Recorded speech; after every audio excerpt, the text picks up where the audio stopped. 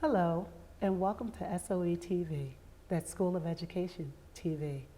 Today, I am joined by our 2015 Distinguished Alumni Award winner, Lois Weis. Lois, thank you for being here with us. Thank you so much. I'm delighted to be here with you. So Lois has been on campus for the last 2 days. She received her award, but she also gave an incredible talk with the Department of Education Policy Studies, where she's gotten her PhD and her master's degree. So Lois, can you talk a little bit about your talk? Because I mean, it was great that you were here for the award, but the students were really thrilled to have you here. Oh, thank you so much. It's actually the talk that we did, Michelle Fine and I talked together, and we talked about what we call critical bifocality. And critical bifocality is a theory of method that we actually coined. Wow. And what it means is that we are looking at social structure and lives all at the same time. So we will look at the shape of a social structure. We will talk about the class structure, race, ethnic differentiations underneath that class structure. We will talk about gender. And we not only analyze the structure, but we look at the way in which people produce their own lives underneath that structure. So how do they live? What do they talk about? Who do they target as responsible for the good things and the bad things? What are their educational experiences?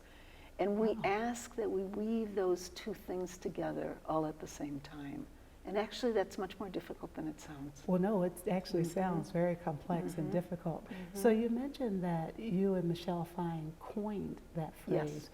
Now, you've been teaching at the University of Buffalo for, gosh, many, many years, Yes, 30 indeed, or so. indeed, yes.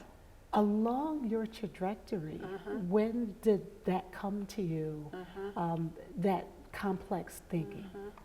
That's actually a very interesting question. You know, when anybody finishes a PhD, they're actually in a very narrow area. They've been working on that PhD for X number of years, they've posed a question, they have a methodology, they've answered that question, and so forth. But it's actually it's actually quite narrow in the broad scheme of things. So it's only when you accumulate all these different studies that you begin defining your own framework, if you will, and your own area. So I actually had done what's called an ethnography, and an ethnography means that we act as a participant observation. We do participant observation, we do in-depth interviewing, we do focus group interviewing. The kind of interviewing I do is much the same as what we're doing right now, although I don't have all the equipment behind me. But and in order to really ask people to think about their lives, reflect on their lives, and much as you're doing right now, I have a series of probe questions. I have prompt questions, and I will ask those people, but it's conversational. It's just like what we're doing. And my goal is to understand from their perspective the issues that I'm interested in. So I initially did, I did a work in an ethnographic investigation 1 year in an urban community college. After that, I did an ethnographic investigation in a white working class high school where a steel mill had just recently closed down. Interesting. And I was with those kids and those parents and those students for a year. Then after that, I actually met Michelle Fine. And the story of how we met is an interesting one, if you'd like to hear it. I was on the SUNY Press Boards at University of New York Press Board, and I was reading a book by a woman named Michelle Fine, and I was the person who was really asked to act on that project. So I had all the external reviews, but I had to make a decision and recommend to the board whether this should be published. And I read that book, and it's called Framing Dropouts. How children are constructed as dropouts within a 1-year ethnographic investigation of an urban high school. Wow. And at that time, I said to myself, I could have written this book. That's very rare. So I could have written this book. The voice, the passion, everything about it was similar to the kind of work I do. So I was going to Philly about, 3 weeks from then, and I called her and I said, Michelle Fine, I'm Lois Weis. We really have to meet. I was the person who acted on your manuscript at SUNY Press. And she said, wait a minute, Lois Weis, I just reviewed your book, Working Class Without Work. Okay, so while you're editing, she's reviewing, you're both reading each other's work. We're both reading each other's work at exactly the same moment. And she felt exactly the same way. She could have written this book to entirely different populations of students. Okay. One, urban, low-income youth, largely of color. The other, white, working-class students, male and female, whose parents had been hard hit by the closure of a large steel company. Wow. And we both had produced these manuscripts at approximately the same time. My book was published by Routledge, and we were both in evaluation capacities with regard to one another's work. Wow. So we met and then started doing things together, and it was just kind of obvious, actually. So thinking about your time here at UW, I realize you got all 3 degrees, your undergraduate, your master's, and your PhD. I did. And both your master's and your PhD were in the Educational Policy Studies department. So thinking about the goal and where you were with that book, what about your studies here at UW helped inform your thinking into that direction? Again, that's a very good question, and I've given an incredible amount of thought to these things. First of all, I was trained quantitatively. Okay. I was trained as a quantitative researcher, where large-scale surveys and all of the rest of these things. So for me, the turn to ethnography marked a change. Having said that, the kind of things, I felt like I found my home when I found educational policy studies. I mean, I'm not a teaching learning person. Okay. I really, really want to understand both the power of education and the constraints of education. Okay. And EPS at that time was composed very strongly of historians, philosophers, comparativists, and sociologists. Okay. And it's somewhat the same now, although the lines are more blurred now. They work together a bit more than they did when I was here. But it's all about the relationship between schooling and the society. Okay. And that taught me, gave me that eye that I otherwise would not have had. Wow. And Wisconsin has a very particular history around that.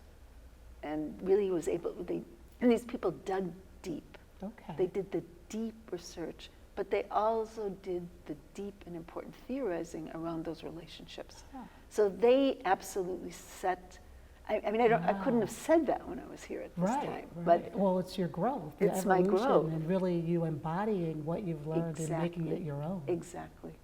And it's that connection between schooling and the broader social structure that has really driven everything I do. Wow. Both at a level of understanding and, to some extent at least, a level of intervention to try to make the world a better place for low-income, historically disadvantaged populations. So let's take that a step further. When you say to make the world a better place, what is it about your study and the book coming out? What do you want people to do with it that could be somewhat life-changing?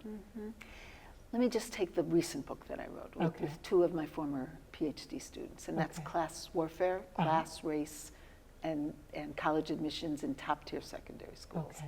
And that was published by University of Chicago Press, and that's what we talked about yesterday. That's what I was talking about.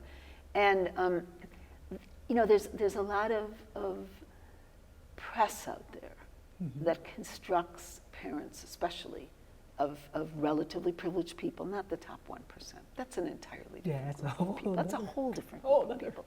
But relatively privileged people as being quite mad in terms of I call it a helicopter parent, micromanagement of children, not letting children grow up, all of these things. And the most recent iteration of this, by the way, the most recent wrinkle in this is what they call assortative mating, where women and men are now marrying people who are equally educated as themselves. And that's now creating this sort of, they call them the power couples, where they make a massive amount of money. And the way this stuff is coming out is it's almost as if to blame the people that are involved in this, particularly in this case, the women, rather than the economy, which pays these astronomical salaries in the finance sector, for example. Just absolutely astronomical in the global cities.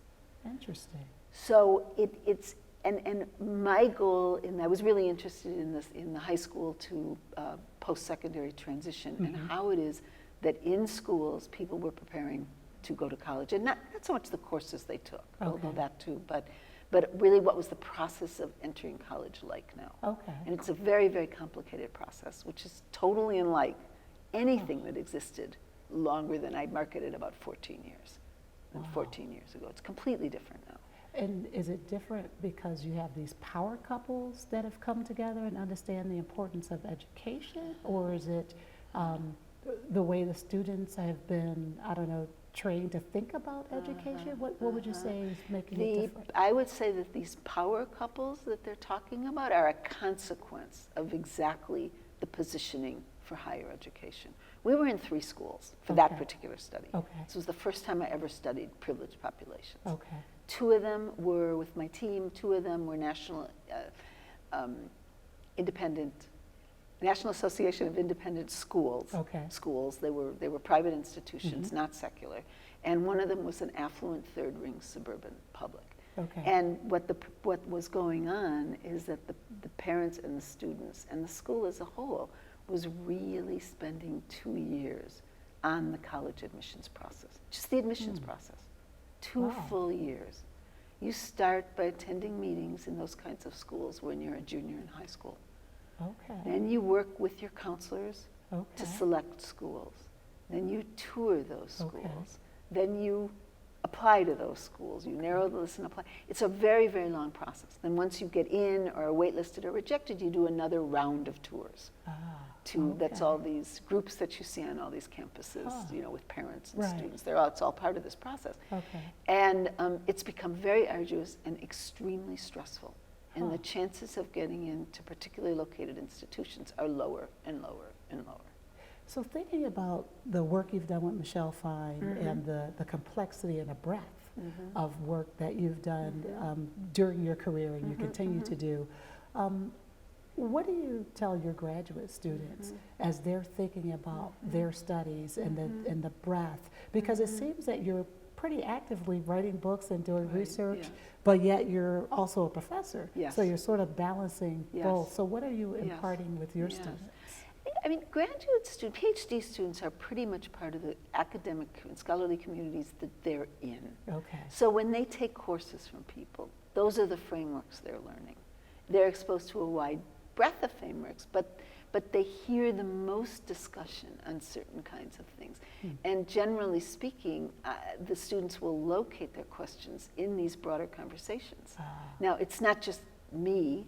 It's in a genre of conversation, much of which is going on at EPS here.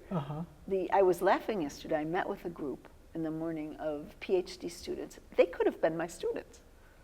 And in fact, there is a way that we're going to have to start getting these 2 groups of graduate students, at least to know one another, if not in person, on Skype, because they're mining the same literature. They're in the same academic field. And they're so you really can almost see what's happened to you and Michelle happening with your set of graduate students and our set of graduate students. Absolutely, without any question. I met these people. It was an international group from all over, different parts of the country, different parts of the world, different backgrounds and what have you. But they're very comparable to the students that I have at the University of Buffalo. And they're asking similar questions. Yes. Well, you mentioned the world and international, and you started out talking about the study from the United Kingdom. You've done some work in Africa. Talk a little bit about your international work and experience. I have. It's really a couple of issues involved there. I mean, when I was here, again, I was highly trained quantitatively.